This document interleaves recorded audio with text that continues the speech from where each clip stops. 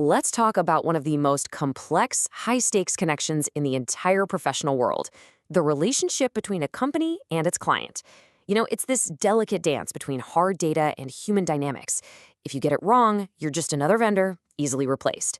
But if you get it right, you become an absolutely indispensable strategic partner. So the big question is, how do you actually master it? And this really gets to the heart of it, this fundamental paradox. We're taught to think of business as being all about pure logic, right? Return on investment, clear metrics, spreadsheets. But the relationships that make all those logical decisions even possible, they are deeply, fundamentally human. And that's the paradox we're going to unpack today. And this is where that difference becomes just crystal clear. B2B relationships, they're driven by logic and value. Our personal connections are all about emotion. But you want to know the most crucial distinction? It's the tolerance for error. In our personal lives, there's a lot of room for forgiveness. In a B2B partnership, a few sustained mistakes can be absolutely fatal to the relationship. So where do we even begin to build this unique kind of relationship? Well, it starts with the absolute foundation, trust. But we really need to reframe how we think about it. In the B2B world, trust isn't just some soft skill. It's a tangible, strategic business asset. I mean, think about it this way. Nobody, and I mean nobody, is signing a multi-million-dollar contract based only on a spreadsheet. That logical decision is only made possible because of an underlying emotional trust, a deep-seated confidence that you're going to deliver on your promise. Trust is what lowers the risk, and it's what makes the rational calculation of ROI feel safe in the first place. So how do you build it? Look, this isn't about one salesperson's charm or charisma. This is about building organizational trust. It's a company-wide commitment to honesty, admitting your flaws, to consistency, delivering on every single promise, to transparency, being upfront about pricing or delays, and using social proof, like case studies, to back it all up. These are real, actionable steps anyone can take. All right, with that foundation of trust in place, we can now move to the playbook itself. You're going to need the right tools, and more importantly, the right mindset to navigate the incredible complexity of a modern client organization. And this is the million-dollar question, isn't it? You've built that trust. Great. But now, how do you manage the maze? You're not just dealing with one person. You're dealing with this whole network of decision-makers, users, influencers, budget holders, and every single one of them has their own priorities. How on earth do you manage that chaos effectively? You use a map. This is the power/interest grid, and it is your strategic map for that labyrinth. It helps you categorize every single stakeholder.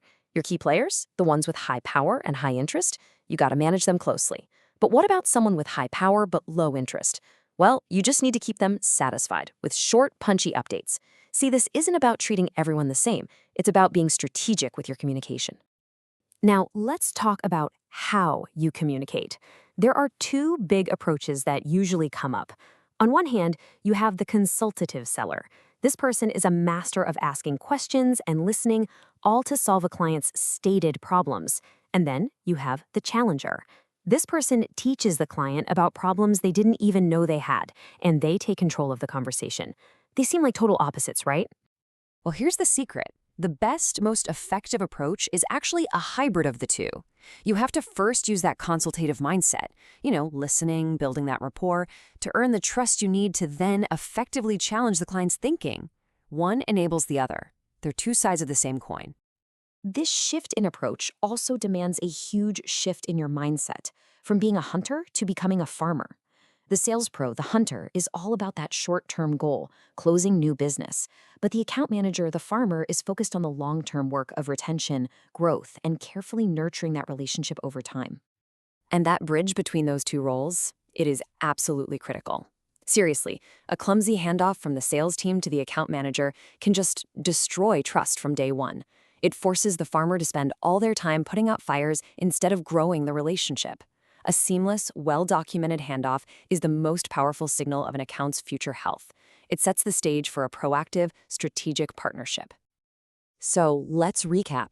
We have the foundation of trust, and we've got the strategic playbook. But what's the one thing that really ties it all together, especially in a world that's just overflowing with data and automation? It's the human element. This is your secret weapon. To put it simply, emotional intelligence, or EQ, is the secret weapon. This is not some fluffy, nice-to-have skill. No way. It's the engine that powers everything we've just talked about. EQ is what allows you to read a room, navigate those really tricky conversations, and build genuine connections that logic and data alone could never, ever create. So, what does high EQ actually look like? Well, it all starts with self-awareness, knowing and managing your own emotions.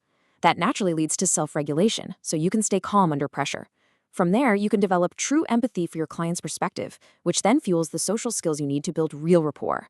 And all of this is driven by a deep internal motivation for success. Each step directly builds a stronger B2B partnership. Okay, so this all sounds great in theory, right? But this isn't just theory, it's proven practice. Let's take a look at how some of the world's leading companies made that leap from being just another vendor to becoming an absolutely invaluable partner. Let's start with Cisco. By making strategic account management a company-wide priority, they moved way beyond just selling products. They focused on building deep, meaningful customer relationships. And the result? Get this, a staggering 74% of their customers were classified as truly loyal.